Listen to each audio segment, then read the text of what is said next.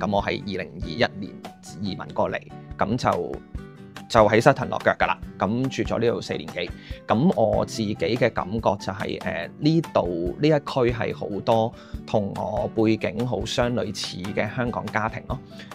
大家都係70後、80後，咁會有小朋友嘅。小朋友可能講緊都係10歲、8歲啊，就未到係讀大學嗰個年齡嘅。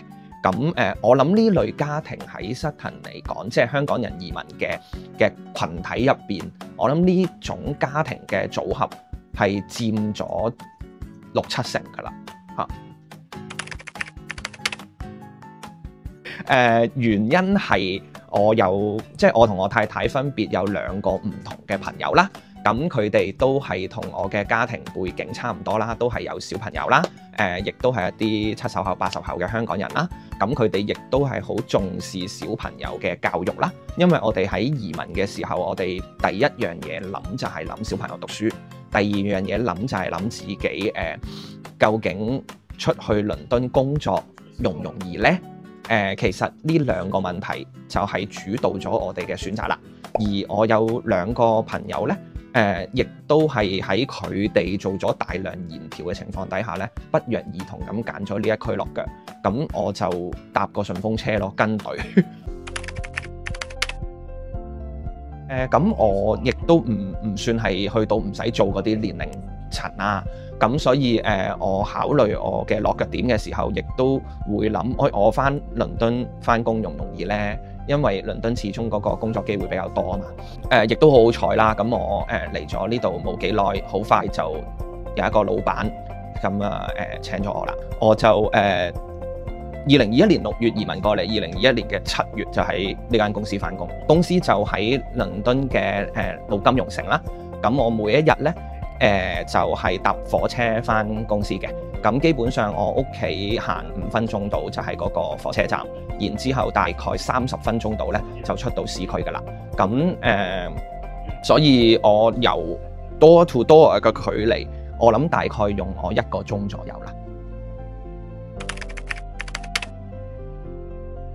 其實 Sutton 係出名在於佢嘅公立學校嘅資源，因為我哋移民過嚟嘅香港人家庭咧，其實都唔會算係十分之富有嘅，我相信都係中產或者以上比較多啦。咁但係都未必 afford 到小朋友去私立學校嘅，咁所以我哋係要揾一個公立學校會比較好嘅一個地區嚟到去落腳，從而令到我哋嘅小朋友有機會入到一啲比較好嘅公立學校咯。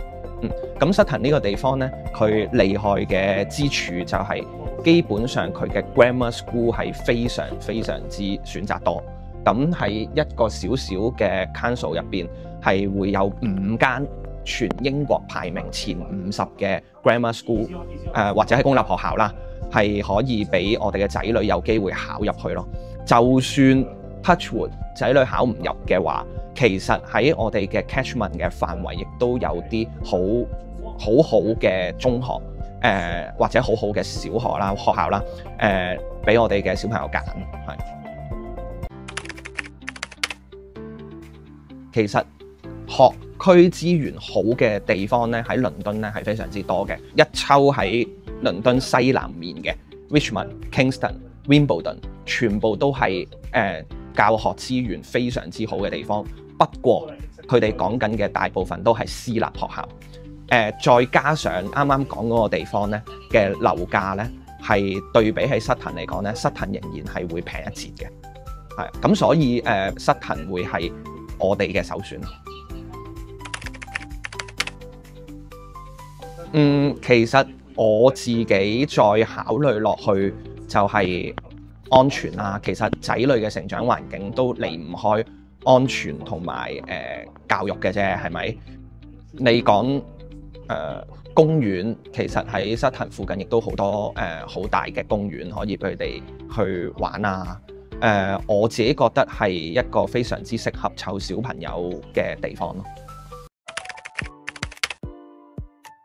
我唔知呢個係有雞先定係有蛋先嘅問題啦，因為近呢4-5年確實係好多香港人移民咗去 Sutton啦，導致到咧嗰一區其實有好多華人相關嘅食肆啦，或者係店鋪啦，都會出現咗喺我住嘅區域咯，變咗我哋嘅生活係非常之方便咯。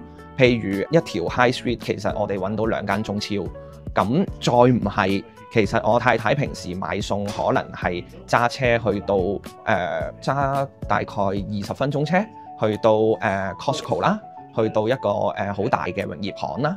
亦都能夠係去到韓國城啦、New Modern 啦，咁入邊有啲韓超啦，咁我哋亦都可以去嗰度買餸就好方便咯。咁同埋 Sutton 嘅 High Street 咧係有3間大型嘅超級市場嘅，包括係 Asda 啦、Sainsbury 同埋 Lidl， 3個都係非常大型嗰啲supermarket， 咁所以基本上我哋平時嘅買嘢亦都好方便。再加上就係 High Street 上高近呢2-3年係越嚟越多茶餐廳啦，或者係中國人嘅開嘅食肆啊，咁我哋亦都係比較方便咯。我哋個項目同埋嗰5間最好嘅啱啱講嗰幾間公立學校咧，其實係只有1間係步行範圍嘅啫。OK， 咁其餘嗰4間咧，雖然都係 catchment area， 但係揸車或者係搭巴士，我諗都要20分鐘嘅。不過我唔覺得呢個係一個好大嘅障礙，因為如果我嘅仔女真係萬一考得入嘅話，基本上揸1個鐘頭車我都會願意嘅。